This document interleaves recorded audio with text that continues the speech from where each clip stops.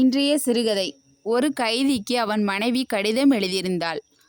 அன்புள்ள கணவருக்கு, நீங்கள் கடத்தல் வழக்கில் சிறை சென்ற பிறகு நானும் குழந்தைகளும் வருவாயின்றி பசியோடு கஷ்டப்படுகிறோம். நம் வீட்டின் கொல்லையில் உள்ள நிலத்தில் புல்லும் பூண்டும் மண்டி கிடக்கிறது. அதனை சுத்தம் செய்து மண்ணை பண்படுத்தி அதை தோட்டமாக மாற்றி காய்கறி பயிரிட்டு குடும்பத்தை நடத்திடலாம் என நினைக்கிறேன். ஆனால் என் ஒருத்தியால் அது இயலவில்லை. அதற்கு வழியும் தெரியவில்லை. பதிலை எதிர்பார்த்து, உங்கள் மனைவி என்று எழுதியிருந்தாள். அதற்கு கைதி பதில் கடிதம் கீழ்கண்டவாறு எழுதினான். அன்பே, குடும்ப செலவுக்காக வேறு ஏதாவது வழி மாற்றுமுறை செய்து கொள். பின்னால் இருக்கும் நிலத்தில் ஒன்றும் செய்யாதே. அங்கே நான் கடத்திய தங்க கட்டிகளை புதைத்து வைத்திருக்கின்றேன். நீ ஏதாவது செய்ய போய் பிறகு எனக்கு வைத்த இடம் மறந்து போகும். மற்றவை பின்னர் என்று எழுதியிருந்தான்.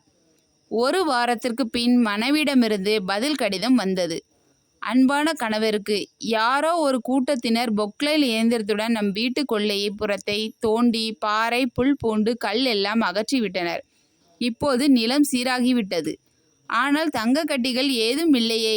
இதை படித்த கைதி மனைவிக்கு பதில் கடிதம் அனுப்பினார்.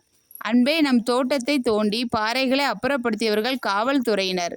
நான் உனக்கு எழுதிய கடிதத்தை படித்துவிட்டு தங்கம் தேடும் ஆவலில் தோண்டியிருப்பார்கள். ஆனால் உண்மையில் நான் தங்கம் எதுவும் புதைத்து வைக்கவில்லை. நீ தோட்டமாக தடையாயிருந்த பாறைகளை அகற்றவே அவ்வாறு கடிதம் எழுதியிருந்தேன். இப்பொழுது நீ காய்கறிகளை நம் தோட்டத்தில் பயிரிடு என்று எழுதியிருந்தான். என்னுடைய சிறுகதைகள் பிடித்திருந்தால் சப்ஸ்கிரைப் பண்ணுங்க. தேங்க்யூ ஃபார் வாட்சிங்.